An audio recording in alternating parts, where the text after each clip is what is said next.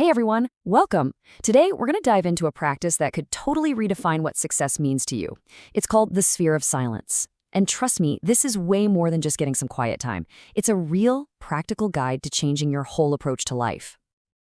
So let me start by asking you a question. What if the real secret to success, the kind that actually lasts, isn't about all the stuff you gain, but about what you find deep inside yourself? I mean, we're all taught to chase after these external goals, right? But this idea explores a totally different path, one that goes way beyond just money or status. And that leads us right into our first big idea. Success is peace of mind. This is so important, because how many of us are out there chasing this vague idea of success without ever stopping to figure out what it actually means for us, personally? Well, according to the source material we're looking at, the ultimate benchmark for success is just that, peace of mind. It's not some trophy you win at the end of the game. It's an internal thing, a personal state of being. It's that feeling of calm and clarity that lets you know exactly what you're building, and more importantly, why you're building it. You can really see the difference here, can't you? On one side, you have chasing success. That's all about external goals. It's usually super stressful, and the goalpost is always moving. But finding peace, that's about getting internal clarity. It gives you a stable benchmark, a way to detach and just see your life with some real perspective. Okay, so if peace of mind is the goal, how in the world do we find it? That brings us to our second section, an exercise for the mind. The sphere of silence isn't some mystical, abstract concept. It's a real, practical tool you can use to stop that endless chase. The source actually calls it an exercise of the mind. So what does that mean? It's basically a commitment to 1 hour of total silence every single day. The first 30 minutes, that's for introspection, just thinking, analyzing your actions. The next 30 minutes are for planning, mapping out your day, your future. It's really just like a workout for your brain, simple, accessible, and powerful. And this whole mental workout is built on two incredibly simple foundational principles: to be good and to do good. The idea is that your quiet time, your introspection, is guided by that desire to be good. And your planning time? That's driven by the ambition to do good.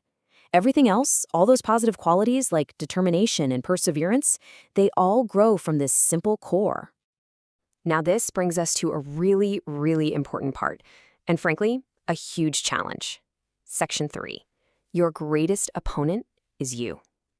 The practice sounds easy enough, right? But we have to be honest about the biggest obstacle you're going to face. This quote from the source material just says it all. The greatest war is the conquest of oneself. You are going to be your own worst problem. And it's so true. We will come up with the most creative, unbelievable excuses to avoid doing the work. Sometimes we spend more energy making up the excuse than it would have taken to just do the practice. Okay, but you might be thinking, if I'm constantly fighting with myself, what does that do to my self-esteem? Isn't all that intense self-criticism going to be, damaging? It's a fair question. Well, this framework has a pretty powerful answer to that. It compares your self-esteem to steel. The more you hammer and bend it over, the stronger it becomes.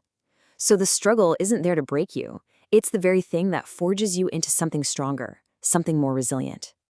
And get this. In that struggle, you are in some seriously good company. I mean, think about some of the greatest leaders and creative minds in history. Churchill, Gandhi, Martin Luther King, Nelson Mandela, even Leonardo da Vinci. They all practiced some form of quiet, intense introspection. They were competing against one thing, and one thing only: their own potential. So all this work, this internal battle, what's the actual payoff? That brings us to section 4. The guarantee of change. And the reward here, well, it's probably not what you think it is. First, we have to understand this crucial difference. Being rich, that's just a number in a bank account. It's external. It can disappear tomorrow. But being wealthy, that's a state of mind. It's an internal resilience. A truly wealthy person, according to this idea, could lose every penny and build it all back up again because their real wealth is in their mindset. The sphere of silence, that's what it aims to build. It doesn't promise to make you rich. In fact, the sphere of silence offers only one single, solitary guarantee. A guarantee of change. And that right there is the real secret. Change is the foundation for any kind of success you can imagine. This practice doesn't just hand you success on a platter. What it does is give you the tool to change yourself, and that's always the first and most important step to achieving anything. Which brings us to our final section, and this is where we get practical. Section 5, forging a 21-day habit. This is your blueprint. This is how you actually put this into practice, starting today. So the process is based on a pretty well-known psychological principle. You commit to the practice for 21 days in a row, no exceptions. Why 21 days? Because that's generally the time it takes to bust through those old mental barriers and forge a new habit, one that starts to feel automatic instead of like a chore. But here's the million-dollar question. What happens if you slip up?